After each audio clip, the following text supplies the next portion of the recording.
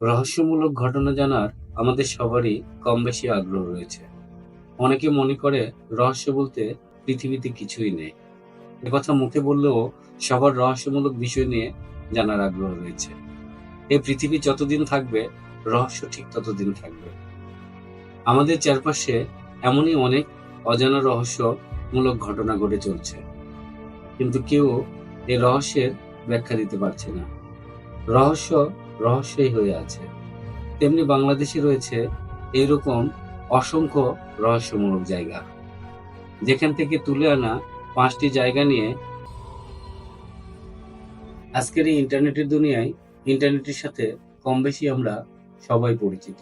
আর এই ইন্টারনেটের অসীম ভান্ডারকে যেটি আরো সহজ করে দিয়েছে সেটি হলো গুগল। আপনি যদি গুগলে গিয়ে গানস অফ বরিশাল লিখে সার্চ করেন, সেখানে আপনি অসংখ্য কন্টেন্ট পেয়ে যাবেন। যতই পড়বেন বিমোহিত হতে থাকবেন যে বাংলাদেশের মধ্যে এইরকম একটি রহস্যমূলক জায়গা রয়েছে। এর শুরুটা হয়েছে ব্রিটিশ আমল থেকে। ব্রিটিশেরা বরিশালে আসার সময় এর নাম ছিল বাকেরগঞ্জ। বাকেরগঞ্জের তৎকালীন ব্রিটিশ সিভিল সার্জন এই ঘটনাটি প্রথম উল্লেখ করেন। তিনি বলেন, বর্ষা আসার আগে আগে গভীর সাগরের দিক থেকে রহস্যময় কামান ডাকার আওয়াজ শোনা যেত। ব্রিটিশেরা প্রথমে মনে করেছেন হয়তো কোনো জলদস্যু, কিন্তু তা নয়। অনেক খোঁজাখুঁজি করার পরও কাউকে খুঁজে পাওয়া যায়নি, এবং সে রহস্য কেউ ভেদ করতে পারেনি। আপনি ভাবছেন আমি বাজে বকে যাচ্ছি? মোটেও তা না। বরিশালের কামান ডাকা সম্পর্কে আমাদের জনপ্রিয় কবি সুফিয়া কামাল তার আত্মজীবনীতে লিখেছিলেন, তার শৈশবে এই ধরনের রহস্যময় বিস্ফোরণের আওয়াজের কথা তিনি মুরব্বীদের কাছে শুনেছেন। তার কথায় 1950 সালের পর থেকে এই ধরনের কোনো শব্দ শুনছেন কিনা তিনি বলতে পারেন না। হয়তো সাগরের কোনো গ্যাস ফিল্ড যা এখনো মৃত, বা কোনো আগ্নেয়গিরি, কিংবা কোনো রহস্য। সে যাই হোক, ব্যাপারটা এখনো রয়ে গেছে অমীমাংসিত রহস্য হিসেবে। বগালেক। কেওক্রাডোংয়ের আগে রূপসী বগালেকের দেখা মিলবে। বম রূপকথা অনুযায়ী অনেক আগে এ পাহাড়ে এক ড্রাগন বসবাস করত। বমদের ভাষা অনুযায়ী বোমা মানে হচ্ছে ড্রাগন, আর সে ড্রাগন ছোট ছোট বাচ্চাদের ধরে খেয়ে ফেলত।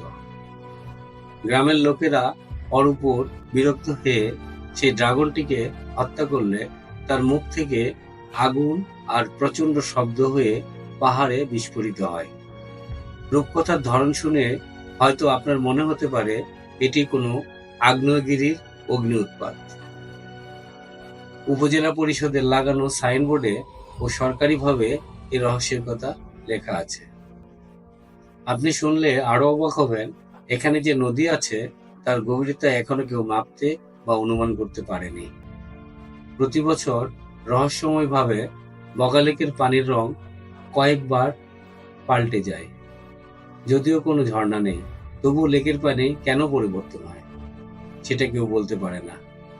রহস্য রহস্যই হয়ে আছে। আজ পর্যন্ত কেউ তা ভেদ করতে পারেনি। চিকন কালা বা নিফিউপাড়া। বাংলাদেশ ও মিয়ানমারের সীমান্তের মধ্যবর্তী একটি দুর্গম স্থানে একটি গ্রামের পাশে এই জঙ্গলটি অবস্থিত।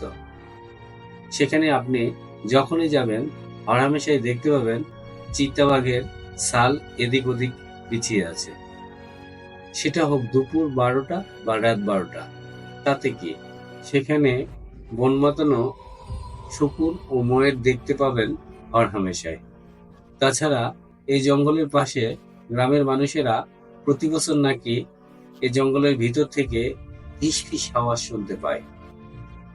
শিকারীরা যখনই এই আওয়াজগুলো শুনতে পায় তখনই তারা সেখান থেকে পালিয়ে আসে, আর প্রতিবারই কেউ না কেউ পিছে পড়ে যায়। আর যে একবার পিছে পড়ে যায় সে আর বেঁচে ফিরতে পারে না। কিছুদিন পর বনের মধ্যে তাদের মৃতদেহ খুঁজে পাওয়া যায়। এই রহস্য উদ্ঘাটনের জন্য অনেকেই অনেকবার চেষ্টা করেছেন, কিন্তু কেউই সফল হতে পারেনি। রহস্য রহস্যই হয়ে আছে। আজ পর্যন্ত কেউ তা ভেদ করতে পারেনি। সোয়াচক নো গ্রাউন্ড। মেঘনা নদী যেখানে সাগরে মিশেছে জায়গাটাকে বলে সোয়াচক নো গ্রাউন্ড বা অতল স্পর্শী। বহু বছর আগে ব্রিটিশরা সোয়াচক নো গ্রাউন্ড নামটি দিয়ে যায়। এর কারণ হচ্ছে সেখানে সোয়াচক নো গ্রাউন্ড বা যেখানে মেঘনা নদী সাগরের সাথে মিশেছে সেখানে নাকি হঠাৎ করে পানির গভীরতা অনেক বেড়ে যায়। ব্রিটিশেরা ধারণা করেছিল সমুদ্রের এই খাদে কোনো তল নেই। সোয়াচক নো গ্রাউন্ডকে স্থানীয়রা বলেন নাইবা সাগরের ফুট কিংবা মিটার না ওরা হিসাব করে। বাম আর ওই জায়গার নাই বাম মানে হচ্ছে ওই জায়গায় কোনো হিসাব বা কোনো তল নেই। অনেকে মনে করে থাকেন এটি নাকি পৃথিবীর দ্বিতীয় গভীর স্থান। এটি প্রায় 1,25,000 বছর আগে তৈরি হয়েছিল। বলে ধারণা করা হয়। আর এখানের গভীরতা আজ পর্যন্ত কেউ মাপতে পারেনি। রহস্যই হয়ে আছে। লালবাগ কেল্লার সুড়ঙ্গ। অনেক তো বন পাহাড় আর সমুদ্রের রহস্যের কথা জানলেন, এবার চলুন আমাদের পুরান ঢাকার। শোনা যায় লালবাগ কেল্লার নিচ দিয়ে নাকি এক বড় সুড়ঙ্গ চলে গেছে। এই সুড়ঙ্গের কোথায় শেষ হয়েছে তা কেউই বলতে পারে না। এই রহস্য উদ্ঘাটনের জন্য নাকি অনেকবার চেষ্টাও করা হয়েছে। অনেকে নাকি সুড়ঙ্গের ভিতরে নেমেছেন এর শেষ দেখার জন্য, কিন্তু তারা আর ফিরে আসেনি। অবশেষে পরীক্ষা করার জন্য নাকি দড়ি বেঁধে মানুষ এবং শিকল বেঁধে ঘোড়া পাঠানো হয়েছে। ঘন্টার পর ঘন্টা চলে গিয়েছে, কিন্তু কারো ফেরার নাম নেই। অপেক্ষার প্রহর যখন শেষ হয়েছে তখন দড়ি আর শিকল টেনে এনে দেখা গেছে শুধু তাদের হাড়গোড় পড়ে আছে। তারপর থেকে নাকি এই সুড়ঙ্গের পথ বন্ধ করে দেওয়া হয়েছে চিরদিনের জন্য।